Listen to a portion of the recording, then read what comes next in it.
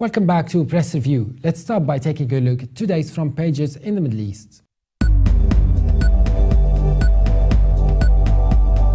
The Egypt Independent leads reporting that Egyptian Sheikh cleric Youssef al-Qaradawi has asked Egyptians to boycott presidential elections and that presidential candidate Abdel Fattah al-Sisi dismissed the elected president Mohamed Morsi and grabbed power through an act of tyranny.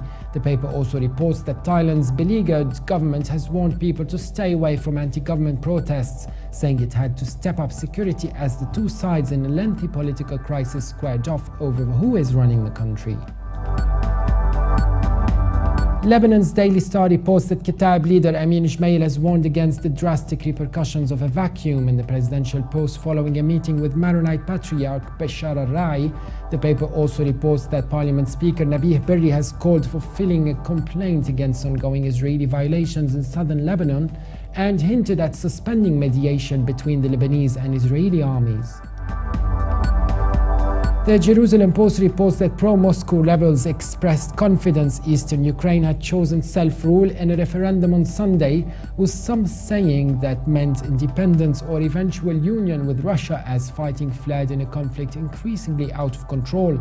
The paper also reports a senior Israeli diplomatic official saying that Israel and Turkey are likely to normalize relations soon after Prime Minister Benjamin Netanyahu returns from Japan on Friday.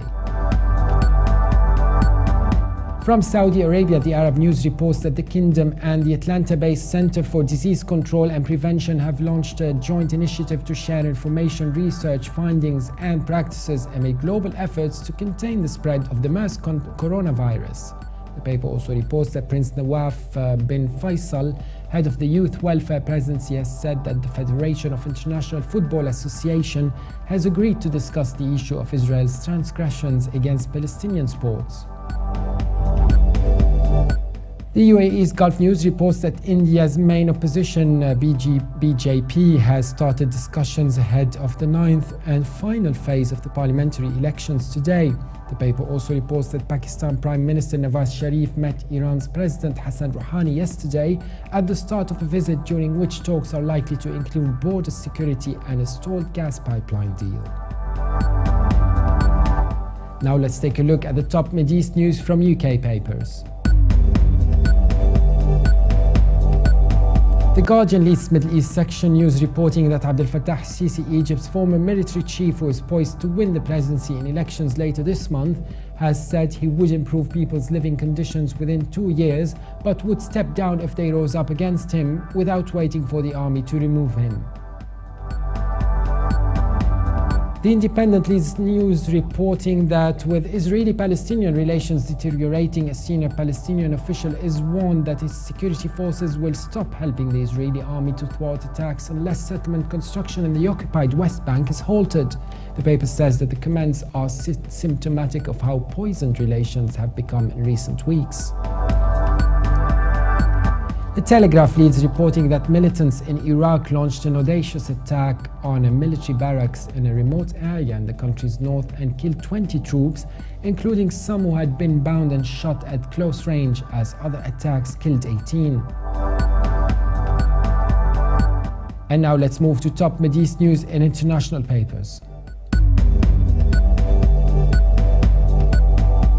The International New York Times reports that advocates for an American couple held in Qatar since their adopted African daughter died there in January 2013 after not eating for days have posted a YouTube video about their story, which contains previously unpublicized footage and photographs depicting a happy multiracial family and offers new insights into the circumstances behind her death.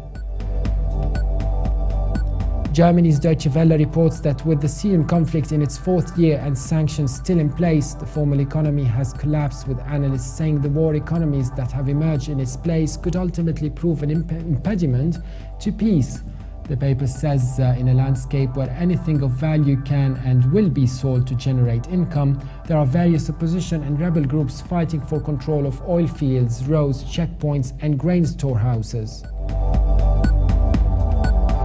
And finally, China's Global Times reports that Israeli President Shimon Peres has blasted Prime Minister Benjamin Netanyahu for trying to curb the powers of the presidency institution. The paper says that according to a report, the president told confidence in closed-door talks that Netanyahu's recent actions to limit the role of the president are, quote, an attempt to establish a dictatorship here, and said the prime minister, quote, will not be satisfied until there is an absolute ruler in the prime minister's office. And for more updates, please visit Levant.tv.